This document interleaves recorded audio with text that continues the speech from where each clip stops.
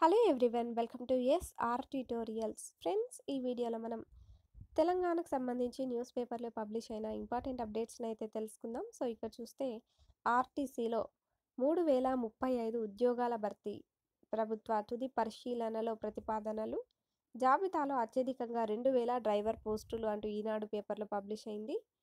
Road రవాణా సంస్థ ఆర్టీసీలో 3000 పైచిలుకు పోస్టులను భర్తీ చేసే అవకాశాలు ఉన్నాయి.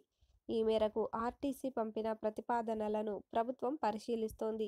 సంస్థలో కారుణ్య నియామకాలు మినహా గత 10 ఏళ్లుగా పోస్టుల భర్తీ లేకపోవడం, ఏటా పదవీ విరమణలతో ఖాళీలు పెరుగుతూ ఉండడంతో ఉన్న సిబ్బందిపై పనిభారం పెరుగుతోంది. మరోవైపు మహాలక్ష్మి పథకంతో ఆర్టీసీలో ప్రయాణికుల సంఖ్య 15 లక్షల మంది పెరిగారు.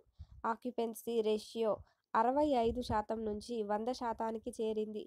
దీంతో సిబ్బంది అదనంగా మరికొన్ని గంటలు పనిచేయాల్సి వస్తోంది. ఈ క్రమంలో 3000 పోస్టుల భర్తీ దస్త్రాన్ని పరిశీలిస్తున్నామని, ఉద్యోగులపై పని భారాన్ని తగ్గిస్తామని మంత్రి పొన్నం ప్రభాకర్ తెలిపారు. ఈ పోస్టుల భర్తీతో సంస్థపై వేతనాల రూపంలో ప్రతి నెల 8.40 కోట్లు, ఏడాదికి 100.80 కోట్ల మేర అదనపు భారం పడుతుందని సంస్థ లెక్క కట్టింది. ఆర్టీసీ ప్రతిపాదనల్లో మూడింట రెండొంతులు డ్రైవర్ పోస్టులు ఉన్నాయి. దీంతో అత్యధికంగా కొత్త డ్రైవర్లకు వేతనాల కింద ఏడాదికి 65.28 కోట్లు చెల్లించాల్సి ఉంటుందని అంచనా. సిబ్బంది సర్వీసులో మరణిస్తే వారి కుటుంబ సభ్యులకు కారుణ్య నియామకం కింద ఆర్టీసీ ఉద్యోగాలు ఇస్తోంది. ఈ విభాగంలో దాదాపు 800 మందిని కండక్టర్లుగా తీసుకునే ప్రక్రియ నడుస్తోంది.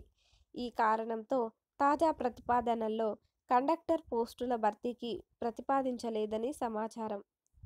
ఆర్టీసీలో ప్రస్తుతం 42,000 మంది ఉద్యోగులు ఉన్నారు. వీరిలో డ్రైవర్లు 14,747 మంది కాగా, కండక్టర్లు 17,410 మంది. సంస్థలోని అద్దె బస్సుల్లో ఆర్టీసీ నుంచి కండక్టర్ మాత్రమే ఉంటారు. ఆ బస్సుల్ని అద్దెకిచ్చే యజమాని నుంచే ప్రైవేట్ డ్రైవర్ ఉంటారు.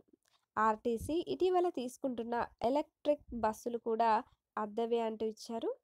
పోస్టుల భర్తీకి ప్రతిపాదనలు ఇవి అంటూ ఇచ్చారు. ఉద్యోగ విభాగం అదేవిధంగా వాటికి సంబంధించిన పోస్టుల సంఖ్య అయితే ఇవ్వడం జరిగింది.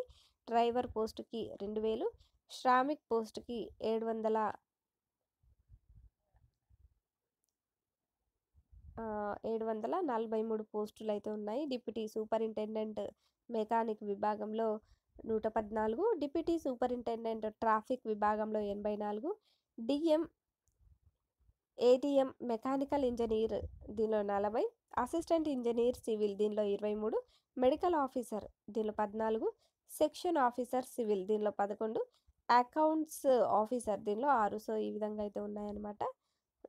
ఈ విధంగా అయితే మనకు ఆర్టీసీలో 3035 ఉద్యోగాల భర్తీ అంటూ సో ఈ విధంగా అయితే రావడం అయితే జరిగింది.